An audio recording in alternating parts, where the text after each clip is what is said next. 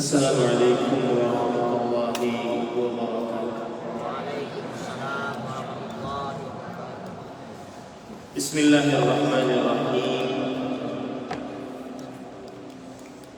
Innal hamdalillah nahmaduhu wa nasta'inuhu wa nastaghfiruh wa na'udzu billahi min shururi anfusina wa sayyiati a'malina.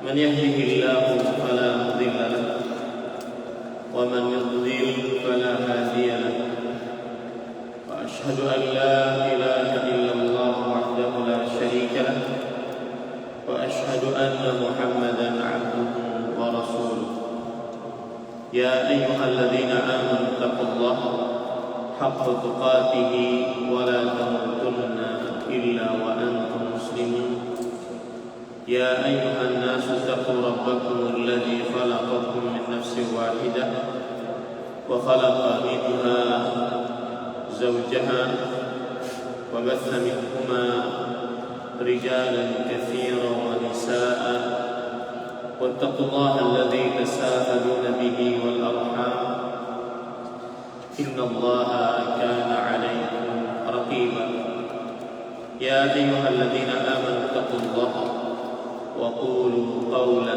سديدا يصلح لكم أعمالكم ويغفر لكم ذنوبكم ومن يطع الله ورسوله فقد فاز فوزا عظيما أما بعد فإن أصدق الحديث كتاب الله وأحسن الهدي هدي محمد صلى الله عليه وعلى آله وسلم وشر الأمور محدثاتها وكل محدثة بدعة وكل بدعة ضلالة وكل ضلالة في النار.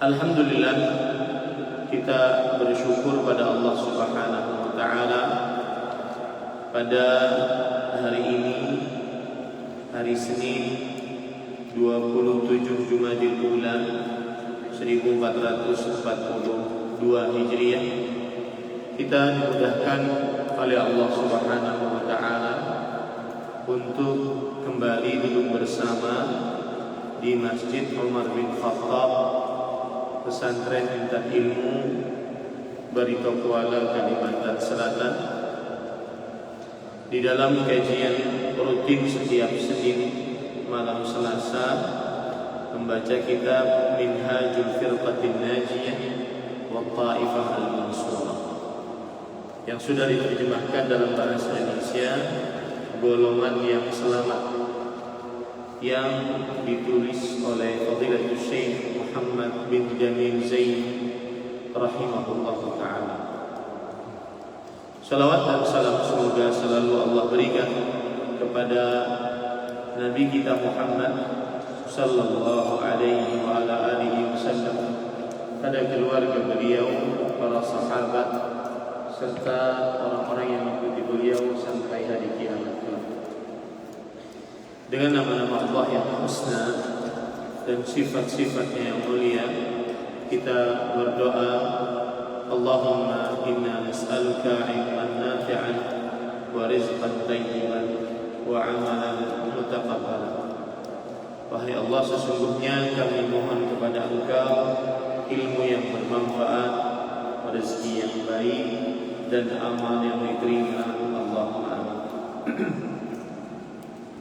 Pada pertemuan sebelumnya kita sudah membaca Manhajul Firqah An-Najiyah, manhaj atau metode golongan yang selamat, dan kita sudah sampai kepada metode golongan selamat yang kelima,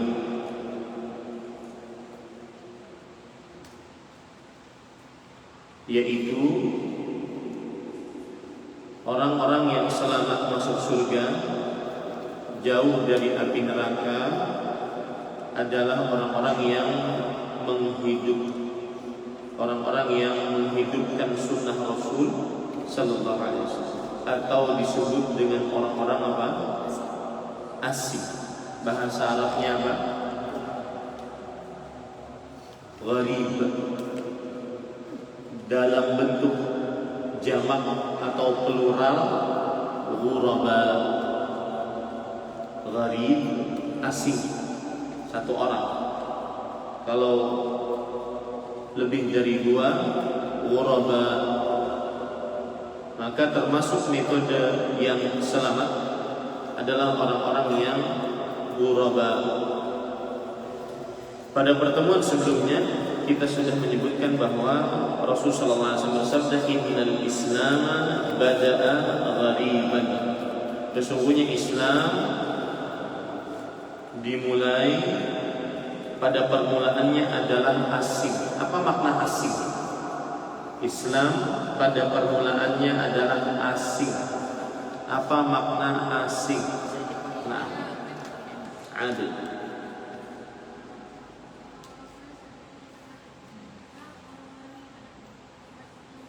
Orang-orang yang saleh di tengah orang-orang yang banyak yang buruk. Bukan.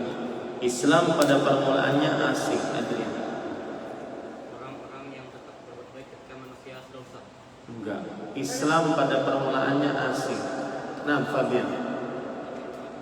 Sedikit pengikutnya. Jadi maksudnya Islam pada permulaannya adalah asing, maksudnya adalah sedikit pengikut.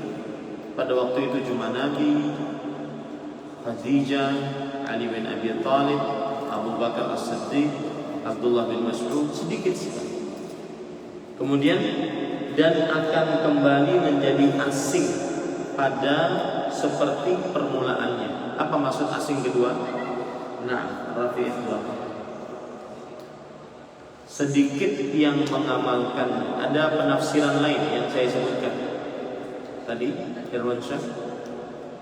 Orang-orang saleh yang jumlah mereka sedikit, orang-orang yang tidak saleh yang jumlah banyak. Orang-orang yang saleh yang berjumlah sedikit dengan dibandingkan orang-orang yang tidak saleh yang berjumlah banyak. Pada pertemuan sebelumnya juga saya menyebutkan bahwa termasuk golongan yang selamat senang menghidupkan sunnah Rasul. Apa maksud sunnah di sini? Nah, Nabi.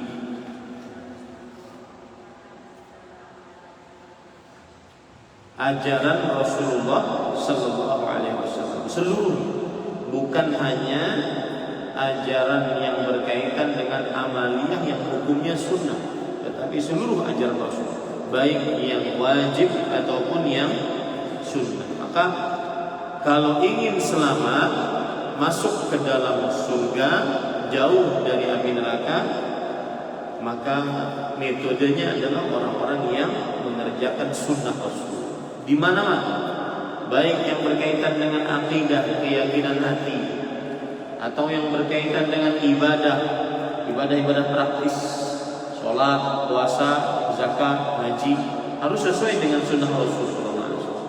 Atau ibadah-ibadah non praktis seperti berzikir, baca Quran, berdoa, kemudian berbakti pada orang tua, atau ibadah-ibadah lain. Kemudian baik di dalam perihal muamalah, yaitu hubungan sosial antar sesama manusia, harus sesuai dengan sunnah Rasul. Atau yang selanjutnya berkaitan dengan adab dan akhlak, adab makan, adab minum, adab tidur, adab berjalan, ada berbicara, harus sesuai dengan sunnah Rasul Sallallahu Alaihi Wasallam. Kemudian saya sebutkan pada pertemuan sebelumnya, tuba lil ghuraba, dan keberuntungan besarlah bagi orang-orang yang asing. Itu kalau diterjemahkan secara literal. Apa arti tuba? Nah, Alexis. Yang pertama adalah al-jannah, yaitu surga. Surganya itu. Kemudian yang kedua adalah pohon di dalam surga. Nah, kita sekarang masuk kepada poin yang keenam, metode golongan yang selamat. Qala al-musannif rahimahullah, al-firqatu an-najiyatu la tata'assabu illa li kalamillah wa kalami rasulih al-ma'sum alladhi la yantiqu 'anil hawa, amma ghayruhu minal bashari mahma 'alat rutbatuhu faqad yukhti'u liqawlihi sallallahu alaihi wasallam kullu bani adama khata'un wa khairul khata'in at-tawwabun.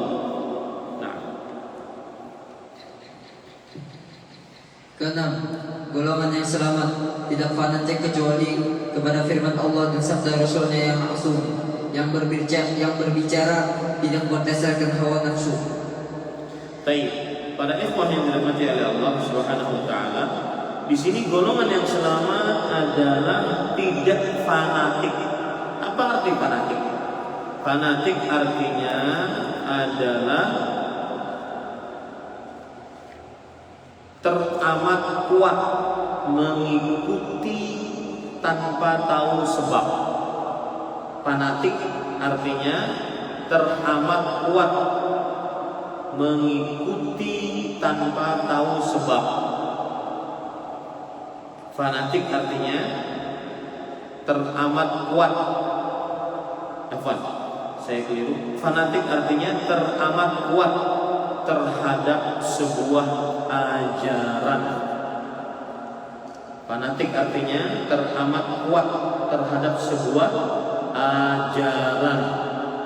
Nah, golongan yang selamat tidak fanatik kecuali kepada firman Allah dan sabda Rasulullah sallallahu alaihi wasallam. Firman Allah maksudnya adalah Al-Qur'an.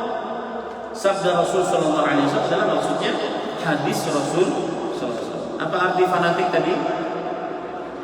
Teramat kuat ya terhadap sebuah ajaran. Maka orang yang selamat dari api neraka, jauh dari api neraka masuk ke dalam surga adalah orang yang tidak fanatik kecuali kepada Al-Quran, tidak terlalu kuat kecuali kepada Al-Quran. Perkataan siapapun tidak boleh kita fanatik kepadanya kecuali perkataan Allah dan hadis Rasulullah sallallahu alaihi wasallam. Ingat itu ya, baik-baik. Siapapun ustadznya, siapapun kiainya, tidak boleh kita terlalu fanatik terhadap perkataan tersebut kecuali berdasarkan Al-Quran atau hadis. Kenapa? Yang maksum. Apa arti maksum?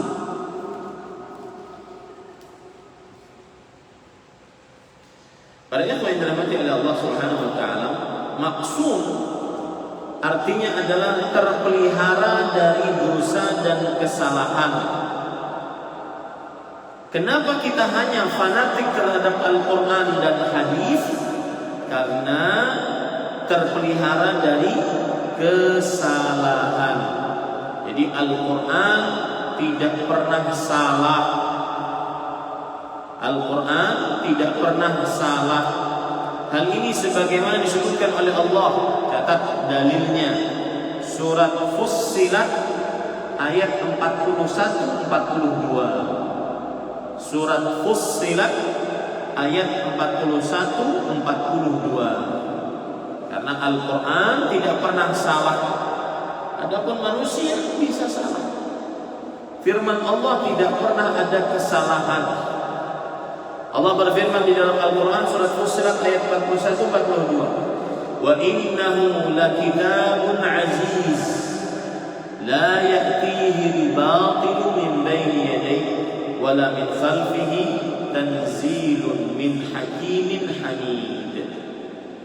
Lihat, Allah Subhanahu wa taala berfirman di dalam Al-Quran, dan sesungguhnya Al-Quran adalah kitab yang mulia yang tidak datang kepada Al-Quran kebatilan, baik dari depan maupun dari belakangnya, yang diturunkan dari Tuhan yang maha bijaksana lagi maha terpuji. Nah, ahibati hafizakumullah ta'ala, bahwa Al-Quran tidak ada kebatilan di dalamnya, tidak ada kesalahan, Tidak ada kesalahan. Ini harus kita pahami baik-baik. Oleh karena itu, karena Al-Quran tidak ada kesalahan, maka kita boleh fanatik teramat kuat percaya kepada Al-Quran. Ya. Karena Al-Quran tidak ada kesalahan, boleh fanatik teramat kuat terhadap Al-Quran, kepercayaan kita. Kemudian Rasulullah Sallallahu Alaihi Wasallam di sini disebutkan bahwasanya tidak fanatik kecuali kepada firman Allah dan sabda Rasul Sallallahu Alaihi Wasallam yang maksum. Maksum artinya terjaga dari kesalahan. Al-Quran sudah kita sebutkan dalilnya bahwa tidak ada kesalahan dalam Al-Quran. Itu akidah kita sebagai seorang muslim. Taruhannya nyawa pun kita lalui. Al-Quran nggak ada salahnya. Apa saja dalam Al-Quran, walau satu huruf dalam Al-Quran tidak ada salah. Apalagi hukum-hukumnya, apalagi ajaran-ajarannya tidak ada salah. Nah, kalau hadis Rasul bagaimana? Begitu juga hadis Rasul Sallallahu Alaihi Wasallam, maka tidak ada kesalahan. Ya, ini dalil-dalilnya, perhatikan baik-baik. Hadis Rasul Sallallahu Alaihi Wasallam tidak ada kesalahan. Jadi apa saja yang keluar dari mulut Rasulullah Sallallahu Alaihi Wasallam tidak ada salahnya. Maka kita sebagai seorang Muslim yang ingin selamat masuk surga, jauh dari api neraka, kita wajib fanatik hanya terhadap Al-Quran dan hadis Rasul. Karena hadis Rasul tidak ada salahnya, sedikit pun tidak ada salahnya. Ustaz, masa sih? Rasulullah kan manusia biasa. Maka perhatikan jawaban berikut ini. Kenapa hadis Rasul tidak ada salahnya? Satu, karena apa yang diwahyukan oleh Allah tidak pernah dilupakan oleh Rasulullah SAW. Karena apa yang diwahyukan oleh Allah tidak pernah dilupakan oleh Rasulullah SAW. Makanya hadis Rasul pasti benar. Karena hadis Rasul benar, terjaga dari kesalahan, makanya kita boleh fanatik terhadap hadis Rasul. Nah, dalilnya surat Al-A'la ayat 6 sampai 7. Al-A'la ayat 6 sampai 7. Sanuqri'uka fala tansa illa ma syaa Allah. Kami akan bacakan kepada engkau wahai Muhammad sallallahu alaihi wasallam, maka engkau tidak akan lupa. Nah, ini penyebab pertama. Kenapa hadis Rasul benar selalu? Karena Rasul sallallahu alaihi wasallam tidak pernah lupa apa yang diwahyukan kepada beliau.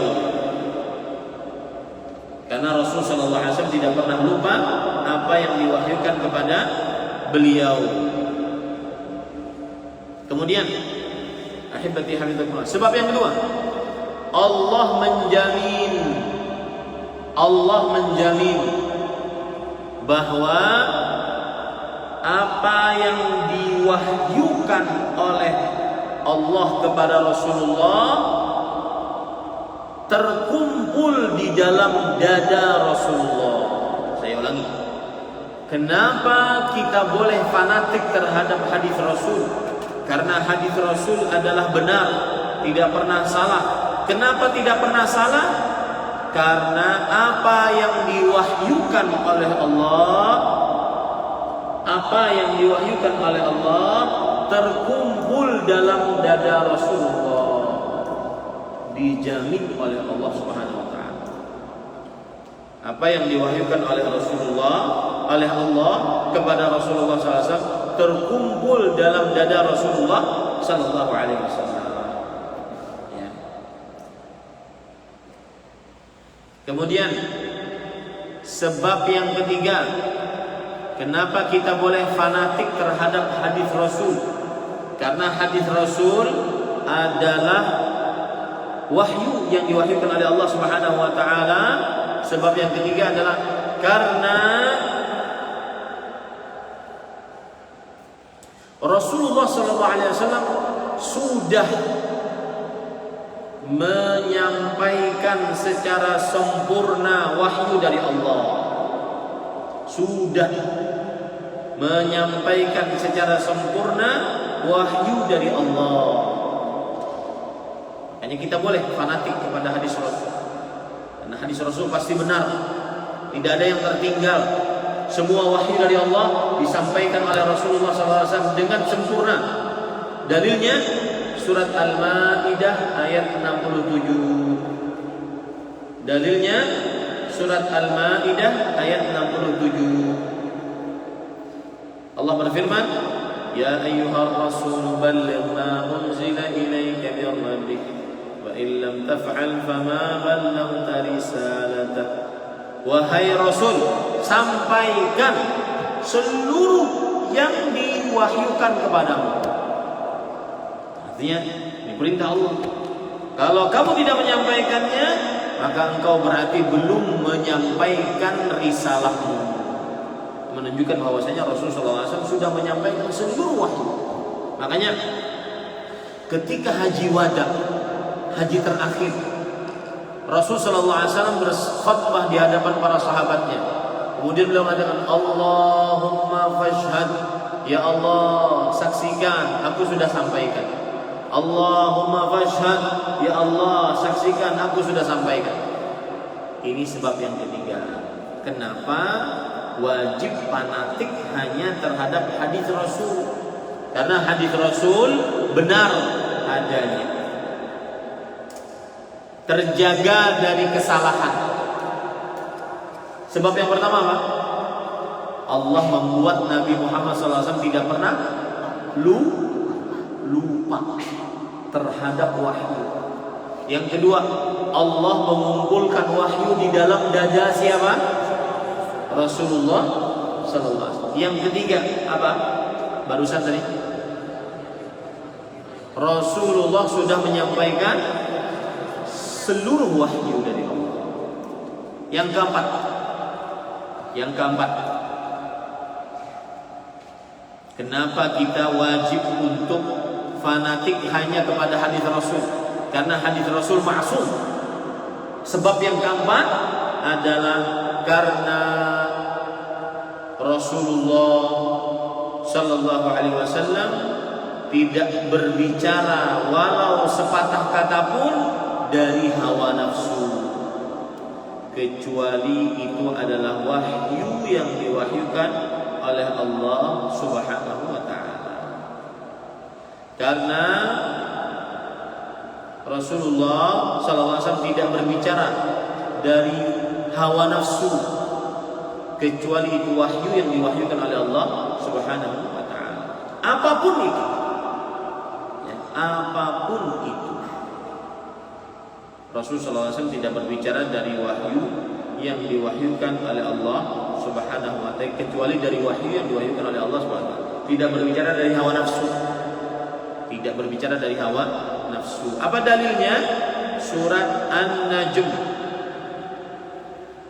ayat 3 sampai 4. Wa ma yantiqu 'anil hawa in huwa illa wahyun yuha. Dan Nabi Muhammad SAW tidak berbicara dari hawa nafsu, kecuali itu adalah wahyu yang diwahyukan. Nah, kemudian ahibati, begitu juga hadis Rasul sallallahu alaihi wasallam. Suatu ketika ada seorang sahabat, beliau ini menulis semua yang keluar dari mulut Rasulullah SAW. Kemudian beliau diejek oleh kaum Yahudi dan Nasrani. Kalian, kok kalian menulis semua yang dikeluarkan dari mulut Rasulullah SAW? Dia kan manusia, kadang bisa marah, kadang bisa senang, kadang bisa sedih. Kenapa ditulis semua? orang ini, sahabat ini akhirnya mengadu kepada Rasulullah. Maka Rasulullah SAW mengatakan, "Uktub, tulis semua yang keluar dari mulutmu." Kemudian beliau menunjuk mulut beliau. "Wa walladzi nafsi biyadihi ma kharaja minhu illa haq." Tidak ada, demi jiwaku yang berada di tangannya, demi Allah, tidaklah keluar dari mulut ini kecuali kebenaran. Maka itulah yang menyebabkan kita wajib fanatik hanya kepada hadis Rasul sallallahu alaihi wasallam setelah Al-Qur'an. Kenapa? Karena hadis Rasul ma'sum. Kenapa ma'sum? Ada 4 sebabnya yang sudah kita sebutkan tadi. Apa arti ma'sum? Terjaga dari kesalahan. Sebab yang kelima, kenapa hadis Rasul ma'sum? Karena para ulama bersepakat bahwa para nabi maksum. Para ulama bersepakat atau berijma'. Sepakat itu artinya ijma'. Para nabi maksum.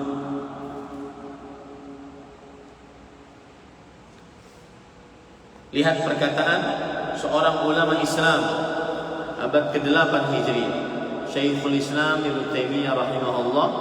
Beliau mengatakan, "Fa inna ahlas sunnah muttafiqun ala anna al-anbiya'a ma'sumun fima yuballighunahu 'anillahi ta'ala wa hadha huwa maqsudul Islam." Artinya, ahlus sunnah bersepakat, berijma' bahwa para nabi maksum, terlepas dari kesalahan dalam apa saja yang mereka sampaikan risalah dari Allah Subhanahu wa taala.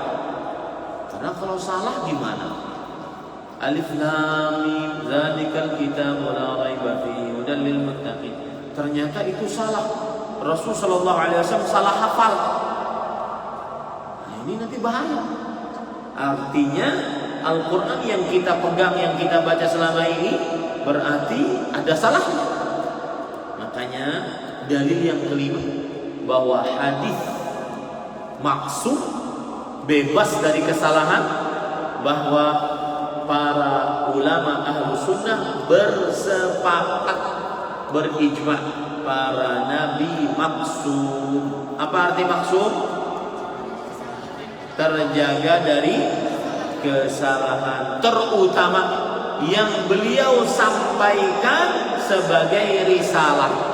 Al-Quran, tata cara sholat, tata cara berwudu, yang tidak pernah salah Rasulullah sallallahu alaihi wasallam. Kita lanjut.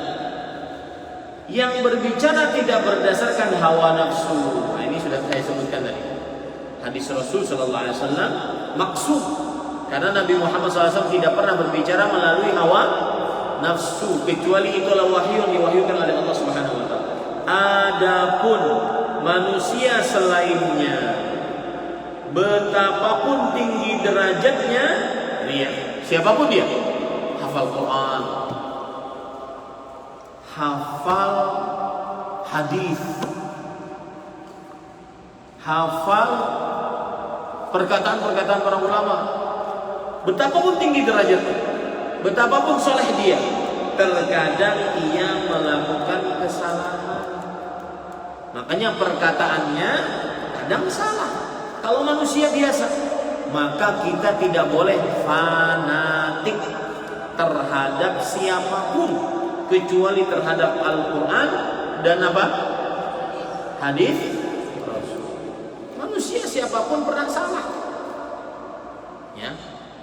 Manusia siapapun pernah salah. Sebagaimana sabda Nabi Muhammad SAW, "Kullu bani Adam khata wa khairul khata'in at-tawwabun." Setiap manusia pernah melakukan kesalahan, dan sebaik-baik yang melakukan kesalahan adalah mereka yang bertaubat. Hadis hasan riwayat Imam Ahmad.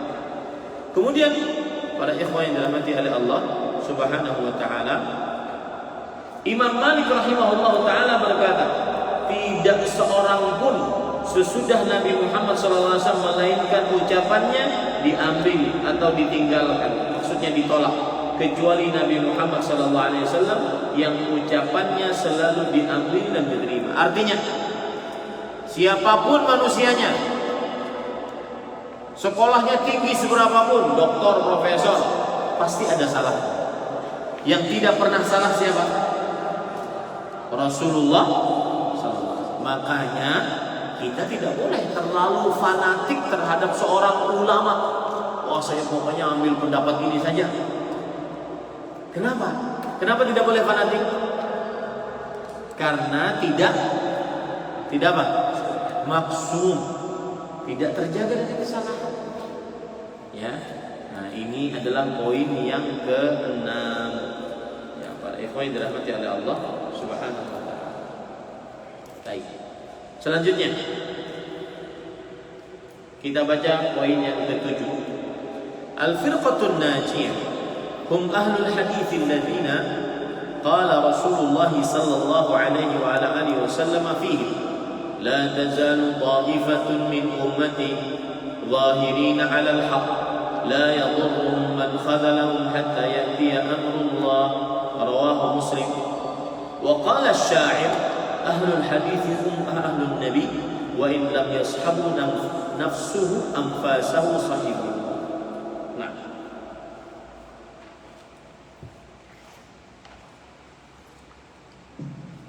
tujuh, golongan yang selamat adalah para ahli hadis. Tentang mereka Rasulullah SAW bersabda, la tazalu ta'ifatun min ummati zahirina 'ala al-haq la yadurruhum man hadalahum hatta ya'tiya amrullahi. Artinya, senantiasa ada segolongan dari umatku yang memperjuangkan kebenaran, tidak membahayakan mereka orang yang menghinakan mereka sehingga keputusan Allah datang. Hadis riwayat Muslim. Seorang penyair berkata, ahli hadis itu mereka lah ahli keluarga Nabi Sallallahu Alaihi Wasallam, sekalipun mereka tidak bergaul dengan Nabi Sallallahu Alaihi Wasallam, tetapi jiwa mereka bergaul dengannya. Nah, yang ke-7, golongan yang selamat adalah para ahli hadis. Siapa ahli hadis? Catat. Ahli hadis adalah yang selalu mengamalkan hadis-hadis Rasul. Ahlu hadis adalah yang selalu mengamalkan hadis-hadis Rasul dan menjadikan hadis-hadis Rasul sebagai sandaran hukum. Yang selalu mengamalkan hadis-hadis Rasul dan menjadikan hadis-hadis Rasul sebagai sandaran hukum. Itu namanya ahlul hadis. Apa-apa hadis, apa-apa hadis. Ya. Mana hadisnya? Mau tidur di samping kanan, bagian tubuh kanan yang samping. Mana hadisnya? Kemudian duduk, makan, minum, mana hadisnya? Yang berkaitan dengan makan dan minum. Ketika sholat, meletakkan tangan pada dada, mana hadisnya?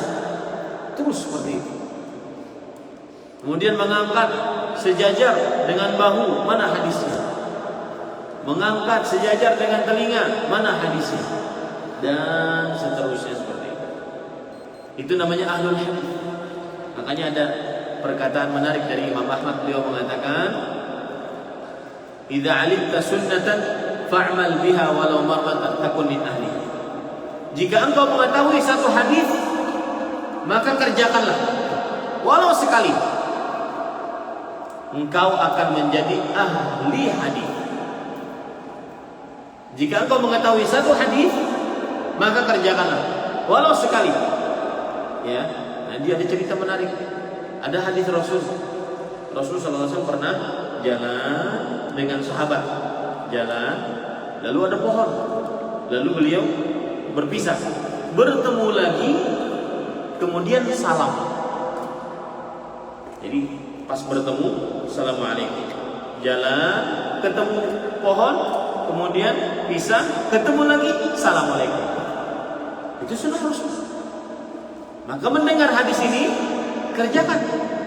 Ketemu dimanapun, assalamualaikum, assalamualaikum.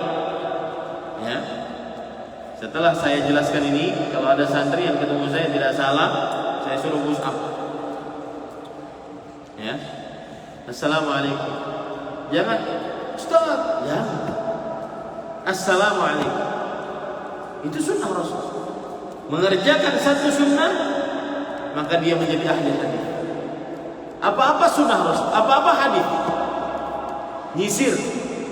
Nyisir yang baik mulai dari mana?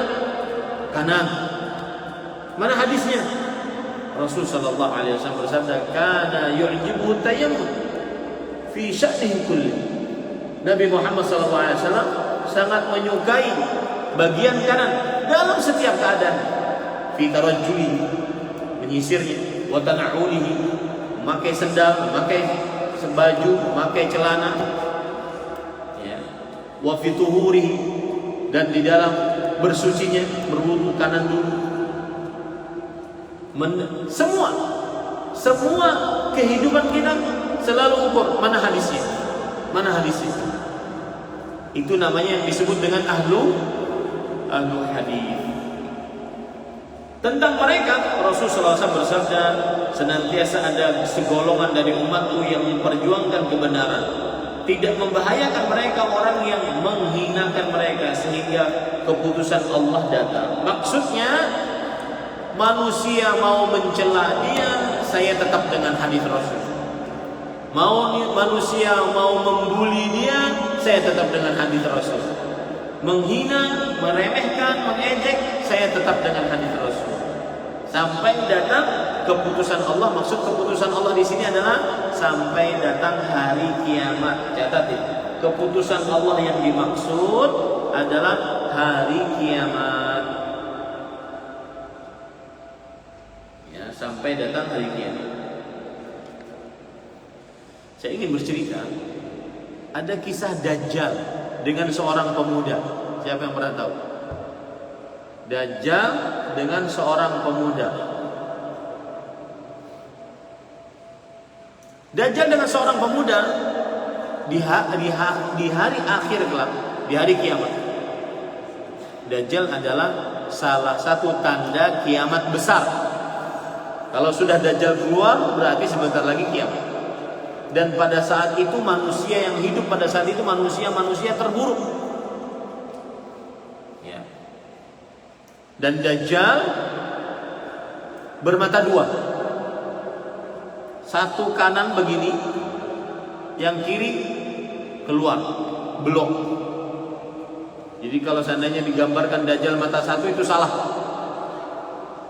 Bayi lahir mata satu, wah ini Dajjal, ini bibit Dajjal ini. Salah itu. Enggak pernah nyantri di pesantren kan ilmu ini. Ya. Dajjal matanya berapa? Dua. Karena Rasulullah SAW bersabda, "Inna rabbakum laysa bi'awar." Dajjal itu matanya a'war. A'war itu matanya satu tertutup, yang satu membuka. Sedangkan Tuhan kalian Allah Subhanahu wa taala matanya bukan a'war. Ya, berarti Dajjal itu matanya berapa? Dajjal adalah godaan paling besar di hari kiamat atau sebelum hari kiamat. Dia punya surga, surganya Dajjal, nerakanya Allah. Dia punya neraka, nerakanya Dajjal, surganya Allah. Yang paling banyak mengikuti Dajjal kaum Yahudi. Dajjal mempunyai kekuatan yang luar biasa dibuat oleh Allah Subhanahu wa taala. Kata Dajjal, turun hujan, turun. Kata Dajjal, wahai bumi, keluarkan apa yang ada di dalammu, keluar semua. Dajjal bisa mengelilingi dunia dalam waktu yang cepat. Umurnya cuma 40 hari di dunia. Satu hari seperti sebulan, satu hari seperti sepekan, satu hari seperti satu hari di antara kalian. Kemudian lain-lainnya seperti hari-hari biasa. Dajjal memiliki kekuatan yang sangat luar biasa. Dia bisa berjalan di atas muka bumi, kecuali Mekah Madinah dia tidak bisa masuk karena dijaga oleh malaikat. Waktu itu dia ketemu dengan seorang pemuda. Ini saya bercerita tentang ahli hadis. Kata Dajjal, wahai pemuda, beriman engkau kepadaku. Kalau engkau beriman, aku akan menghidupkan kedua orang tuamu kembali. Maka kata pemuda ini, anta Dajjal, engkau adalah Dajjal yang kami sudah mendapatkan hadis dari Rasulullah SAW tentangmu. Jadi ilmu hadis sampai hari kiamat, sampai datang Dajjal masih ada ilmu hadis. Ya. Lalu Dajjal pun membelah pemuda tersebut menjadi dua. Dia berjalan di tengah badan pemuda tersebut, lalu pemuda tersebut kembali menjadi satu, hidup kembali. Kata Dajjal, masih tidak mau beriman? Engkau Dajjal, kata si pemuda, sebagaimana yang diriwayatkan oleh Rasulullah SAW. Lalu setelah itu dihidupkan dua jin. Setelah itu diserupakan dua jin seperti bapak ibunya, menyuruh agar si pemuda ini beriman. Wahai anakku, berimanlah, dia adalah Tuhan. Maka pemuda tersebut mengatakan, engkau Dajjal. Tetap dia tidak mau beriman, sebagaimana yang diriwayatkan dalam hadis Rasulullah SAW yang sampai kepada kami. Ini menunjukkan ahlu hadis sampai nanti datang keputusan Allah.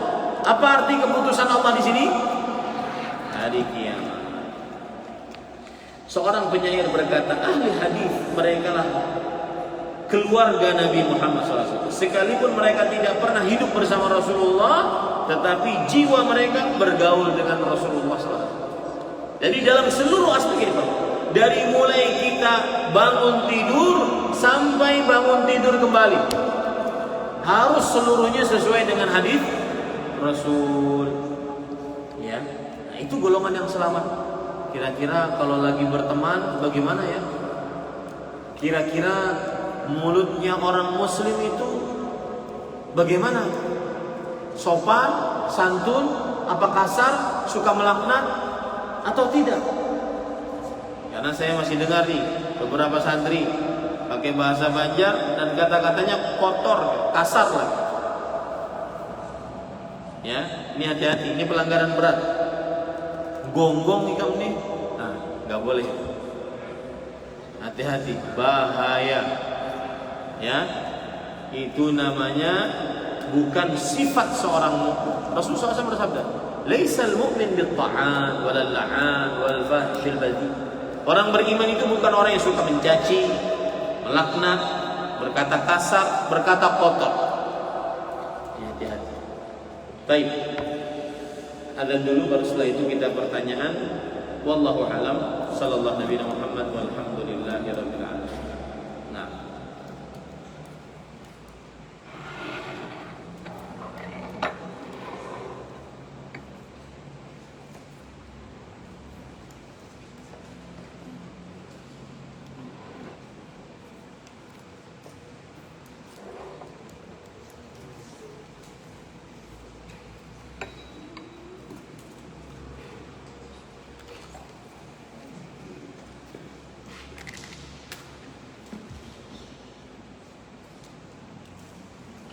اسمعوا الأذان ورددوا الله أكبر.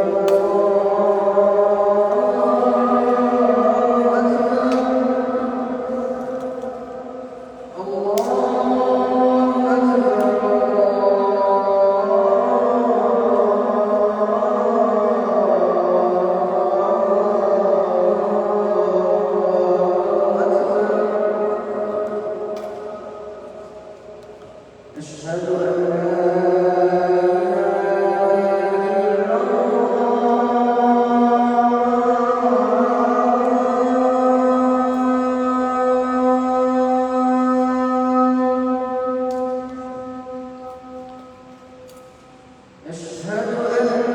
إله إلا الله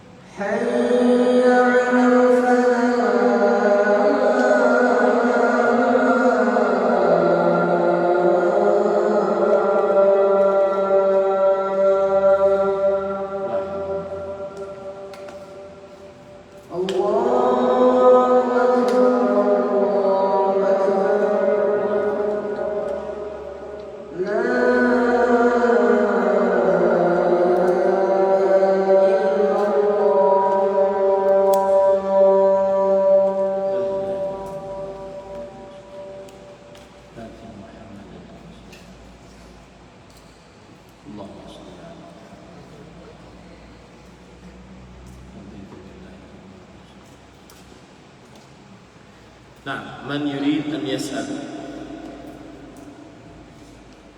Hal minkum sa'ilun? Ada yang ingin bertanya? Baik. Anti mikrofon. Asy-Syifa yuridu an yas'al. Ya Ustaz, ahsanallahu ilaikum. Barakallahu. Kenapa Dajjal diberi kekuatan oleh Allah? Karena kehendak Allah untuk menjadi ujian bagi manusia. Untuk menjadi ujian bagi manusia. Karena kalau seandainya tidak diberi kekuatan, maka tidak akan terlihat siapa yang benar-benar beriman, siapa yang dusta dalam imannya. Karena ceritanya itu Dajjal mau datang ke kota Madinah, ditahan oleh para malaikat, tidak bisa masuk. Tetapi orang-orang penduduk kota Madinah, terutama para perempuan, malah ingin keluar bertemu Dajjal. Dan itu kan kebiasaan manusia, ingin mengetahui yang aneh-aneh. Misalkan tuh, ya ada sesuatu orang dapat di luar sana sesuatu, langsung dikerumunin. Itu manusia. Betul tidak? Nah, begitulah Dajjal. Ujian bagi manusia. Dan di sini kita ambil pelajaran bahwa tidak semua yang terjadi heboh-heboh harus kita tahu. Jangan-jangan kalau malah kita tahu malah berbahaya. Lebih baik dijauhi. Kalau saya merasa tidak perlu, saya tidak tahu, tidak mesti harus tahu. Ya, ada orang kumpul-kumpul, oh kenapa itu? Gak usah. Kalau bukan urusan saya, sudah. Mendingan kita tidak perlu tahu. Dalam beberapa keadaan lebih baik seperti itu. Nah, baik. Ardan, hati mikrofon. Di surah.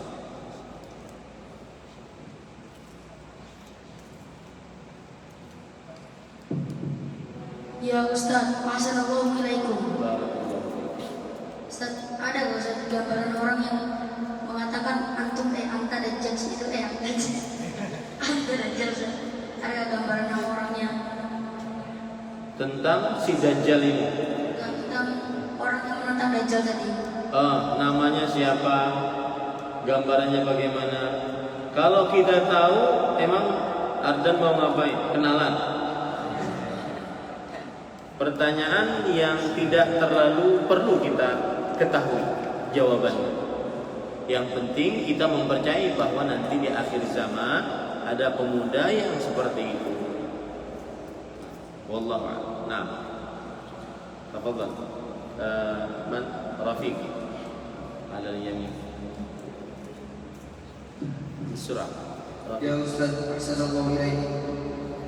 Ustaz, bagaimana dengan antum mengatakan kita tidak boleh fanatik dengan satu ulama saja, tetapi bagaimana dengan orang yang cuman mempelajari satu mazhab saja, yang misalnya mazhab Syafi'i? Baik, bagus pertanyaan. Kita di pesantren kan ilmu, kita mempelajari matnul ghayah wa taqrib, matan ghayah wa taqrib, dan itu matan mazhab Syafi'i, matan paling terkenal dari mazhab Syafi'i. Maka jawabannya, ketika kita mempelajari salah satu mazhab, ini bukan berarti kita fanatik, tetapi kita ingin belajar agama, terutama fikih, berdasarkan satu mazhab yang tertentu, sehingga tata cara belajar kita menjadi teratur. Paham nggak? Ya, menjadi teratur. Meskipun kita belajar mazhab Syafi'i di dalam tingkat SMP ini, tetapi yang kita amalkan adalah apa yang dikuatkan oleh dalil. Paham ya? Seperti misalkan dalam matan ghayah wa taqrib ada namanya ma'ul musta'mal. Nah, saya tanya kelas 8, apa itu ma'ul musta'mal? Zaidan, apa itu ma musta'mal? Air musta'mal.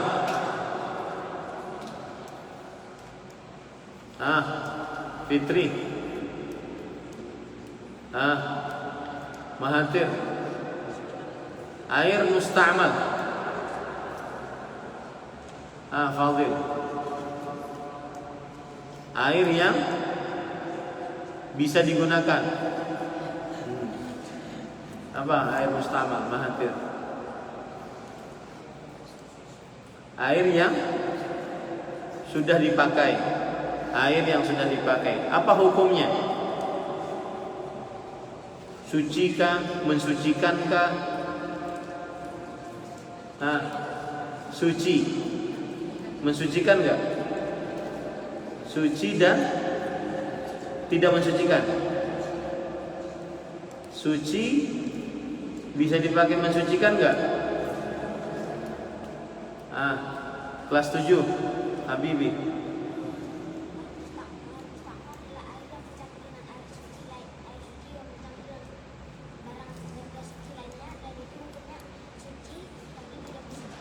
Suci tapi tidak mensucikan, air musta'mal. Nah, itu pendapat mazhab Syafi'i.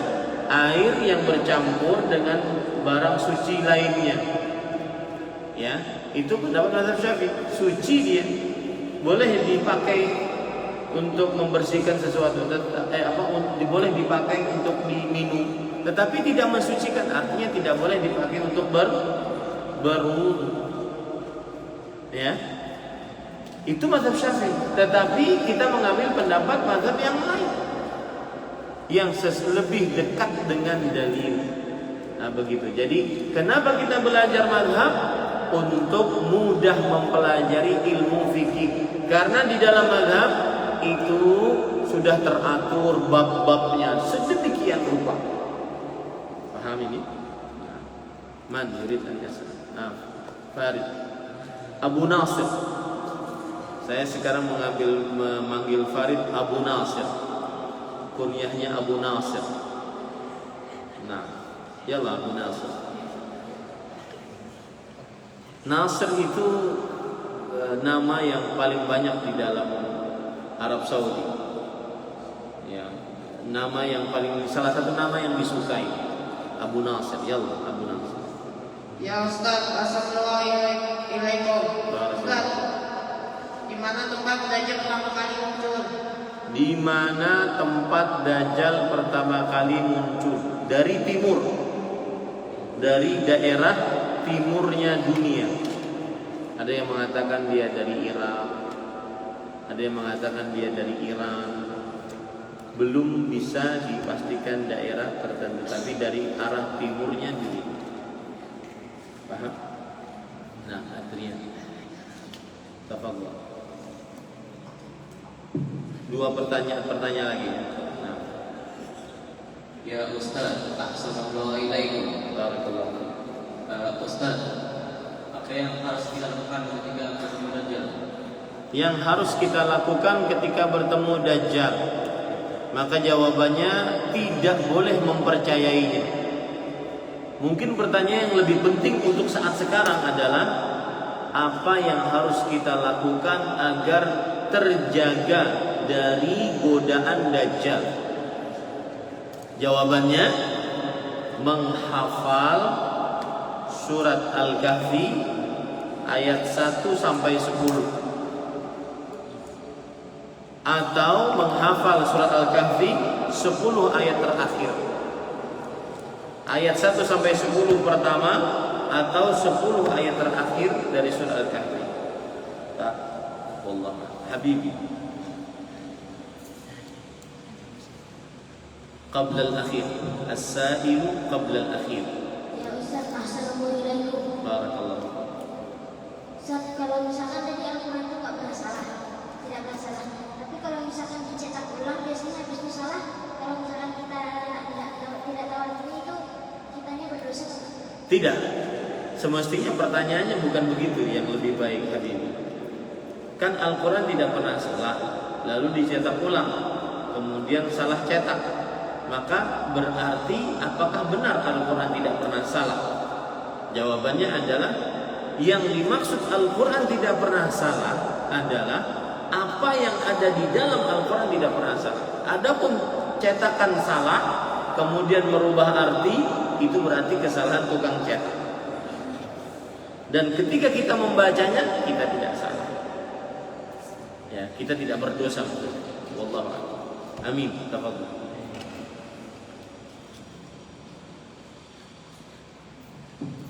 Ya Ustaz, Assalamualaikum. Barakallah. Ustaz, bagaimana cara menjaga saudara perempuan dan ibu kita dari Dajjal? Bagaimana cara menjaga saudara perempuan dan ibu kita dari Dajjal? Karena memang benar bahwa salah satu pengikut yang paling banyak Dajjal adalah perempuan. Karena perempuan itu hatinya lemah, cepat berubah-ubah, tidak bisa melihat sesuatu yang ada perkumpulan sedikit langsung ikut apa sih. Makanya orang yang main aplikasi yang ada joget-joget itu kebanyakan perempuan. Viral satu, maka perempuan ikut semua. Kenapa? Karena dia tidak bisa melihat sesuatu yang aneh-aneh sedikit, langsung ikut saja. Padahal manfaat nggak manfaat diikuti. Ya. Maka jawabannya bagaimana cara menjaga mereka? Caranya adalah yaitu dengan tadi menghafal surat Al-Kahfi ayat 1 sampai 10 atau seseorang menghafal surat Al-Kahfi 10 ayat terakhir. Ini yang bisa kita sampaikan. Subhanallah wa bihamdihi, asyhadu an la ilaha illa anta, astaghfiruka wa atubu ilaik. Sallallahu alaihi wa sallam Muhammad walhamdulillahirabbil alamin. Wassalamualaikum warahmatullahi wabarakatuh.